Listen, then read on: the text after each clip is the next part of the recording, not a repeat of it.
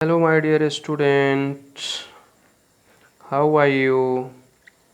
Today I'm here some topic. Today I'm here with the some topic. What is United Nation? United nation का मतलब क्या है? ये किस तरह से काम करता है? इसके बारे में जानकारी लेंगे आज हम लोग। तो सबसे पहले है ये क्या? यूनाइटेड नेशन है क्या? तो देखते हैं यूनाइटेड नेशन क्या है। अगर यूनाइटेड नेशन के बारे में बात करें तो ये इंटरनेशनल ऑर्गेनाइजेशन है। किसका भाई? तो ऑफ कंट्रीज़ का, यानी किसी एक देशों का अंतर्राष्ट्रीय संगठन ये नहीं है। बहुत सारे देश मिलकर एक अंतर्राष्ट्रीय संगठन बनाता है, उसी को हम यूनाइटेड नेशन कहते हैं। यानी वी कैन से दैट, हम लोग कह सकते हैं कि it is a international organisation of countries. और इसका जो नाम है, ये पहली बार किसने रखा यूनाइटेड नेशन? तो the name United nation was first used by Franklin D Roosevelt and he was the president of the United state of America. United nation की पहली बार नाम रखने वाले जो व्यक्ति थे वो यूनाइटेड स्टेट ऑफ अमेरिका के राष्ट्रपति थे। उसी ने, यानी फ्रैंकलिन डी रोजवेल्ट ने यूनाइटेड नेशन नाम रखा था। रही बात यूएनओ जो है, United Nation of organisation was form, इसकी गठन कब हुआ था? तो स्पेशली रूप से इसकी बात करें कि गठन कब हुआ था, ये बना कब था, तो 24 अक्टूबर 1945 को बना था। यानी ये 24 अक्टूबर 1945 को यूनाइटेड नेशन बना था। और अभी फ़िलहाल में अगर बात किया जाए कि the representative of 51 countries meet at San Francisco and frame the UN charter.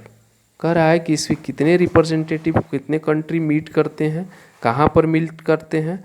तो कह रहा है कि सैन फ्रांसिस्को में 51 कंट्रीज़ एक साथ मिलता है और यूएन फ्रेम्ड किया गया था, 51 कंट्री मिलकर। ठीक है। और इसका हेड क्वार्टर की बात करें यूनाइटेड नेशन का, तो हेड क्वार्टर जो है, हेड क्वार्टर यूनाइटेड नेशन का जनरल असेंबली जो है न्यूयॉर्क में यूएसए में होता है। हेड क्वार्टर अगर कोई पूछे तो आप बता सकते हैं कि यूनाइटेड नेशन का हेड क्वार्टर जो है न्यूयॉर्क में है। रही बात इंडिया के बारे में कि क्या यूनाइटेड नेशन का इंडिया मेंबर है या नहीं है, सदस्य है या नहीं है, तो India also join was also joined UN on 30th October 1945। India जो है 30 अक्टूबर 1945 को ज्वाइन किया था। ठीक है, 30 अक्टूबर, यानी 24 अक्टूबर 1945 को फॉर्म किया गया था और 30 तारीख को इंडिया ज्वाइन कर लिया था। और इसकी बात करें, एक जगह इसका ऑफिशियल लैंग्वेज नहीं है, एक नहीं है, देर आर 6 ऑफिशियल लैंग्वेज है इसका, यूएन का। इंग्लिश में भी ऑफिशियल काम होता है, फ्रेंच भाषा में भी होता है, रशियन भाषा में भी होता है, स्पेनिश भाषा में भी होता है, चाइनीज़ भाषा में भी होता है और अरबिक भाषा में भी इसका कामकाज किया जाता है। ऑफिशियल लैंग्वेज बनाया गया है, यानी हम कह सकते हैं कि 6 ऑफिशियल लैंग्वेज है किसका? तो यूनाइटेड नेशन का। उसके बाद बात करें कि आखिर किस सिद्धांत पर ये काम करता है, तो स्पेशली रूप से अगर देखा जाए तो इसका सिद्धांत है, कुछ प्रिंसिपल है। कहता है कि all members countries should be respect the sovereignty and right of each other. यानी those who are the member of the UN, जो भी कंट्री यूएन के मेंबर हैं वो कंट्री एक दूसरे को रेस्पेक्ट करेंगे, उनके सॉवरेनिटी का ख्याल रखेंगे, उनके अधिकार का ख्याल रखेंगे। अगर ऐसा है तभी वो मेंबर बन सकते हैं, और मेंबर बन भी गए तो ये चीज़ पर ध्यान देना पड़ता है उनको। यानी एक ऑल मेंबर्स कंट्रीज़, यानी those are involve to make the countries, या those who are the countries this, यानी जो भी इस देश के कंट्री हैं, इसमें इन्वॉल्व हैं, वो सभी ध्यान रखते हैं। दूसरी चीज़ कि they must support the cooperative with the UN in all it's activities means they must support, ये सपोर्ट करता है, कोऑपरेट करने की बात करता है, यूएन को सपोर्ट करता है, जितने सारे इसके मेंबर्स हैं उनको वो सब मिलकर सपोर्ट करते हैं। थर्ड थिंग्स है कि threats and the use of the force should be avoid.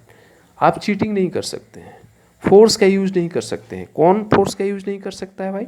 तो those who are member of UN, जो इस यूएन का मेंबर्स देश है, मेंबरशिप लिए हुए है, ऑलरेडी इन्वॉल्व है इसमें, उसका मेंबर बन गया है, तो जितने सारे मेंबर्स हैं वो एक दूसरे को चीट नहीं कर सकते हैं, उसको अवॉइड करने की ये बात करता है, तभी आपको मेंबरशिप मिलेगा। चौथी सबसे बड़ी चीज़ ये सिद्धांत काम करता है कि only peaceful means should be use to settle disagreements. ये पीसफुली रूप से यानी शांतिपूर्ण तरीका से ये क्या करता है, कोई भी चीज़ को डिसएग्रीमेंट को सेटल करने की काम करता है। तो एक तरह से देखा जाए तो हम कह सकते हैं कि यूएन का जो काम है, एक तरह से ये जो प्रिंसिपल सिद्धांत पर आधारित है, वो एक सपोर्टिव और कोऑपरेटिव के साथ काम करता है। उसके बाद कह रहा है कि आखिर इसको बनाया क्यों गया, आखिर इसका पर्पस क्या रहा, ऑब्जेक्टिव क्या रहा।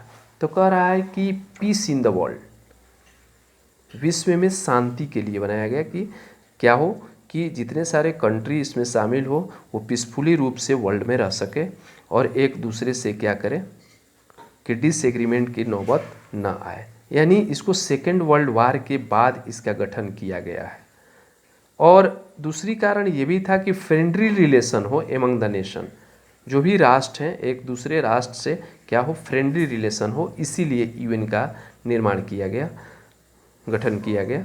Respect for the human rights and the freedom, और ये इसलिए किया गया, इसका ये भी पर्पस है, एम है कि जो मानव का अधिकार है और आज़ादी है उसको रेस्पेक्ट दिया जाए, उसको ह्यूमन राइट्स जो है उसको मिलना चाहिए, आज़ादी मिलना चाहिए, उसको रेस्पेक्ट दिया जाए ये।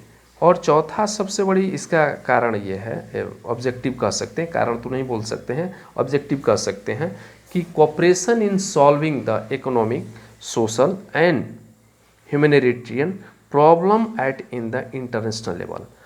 ये क्या करता है कि those who are member of this institution, अगर जो भी इस संस्था का इंटरनेशनल इंस्टीट्यूशन है, ऑर्गेनाइजेशन है, जो भी इसका मेंबर बन गया है, वो सारे कंट्री मिलकर क्या करता है, वो इकोनॉमिकली प्रॉब्लम हो या सोशली प्रॉब्लम हो या ह्यूमैनिटेरियन प्रॉब्लम्स हो, वो सब मिलकर क्या करता है, इंटरनेशनल लेवल पर इसको सॉल्व करने का काम करता है। यानी हम कह सकते हैं कि यूएन का जो मेन एम है, peace in the world, friendly relationship हो नेशन के साथ, respect for the human rights हो फ्रीडम के लेकर, और cooperation in solving the economic कारण हो या सोशली हो या पॉलिटिकली हो या ह्यूमैनिटेरियन प्रॉब्लम हो, ये सबको सॉल्व करने का काम करता है।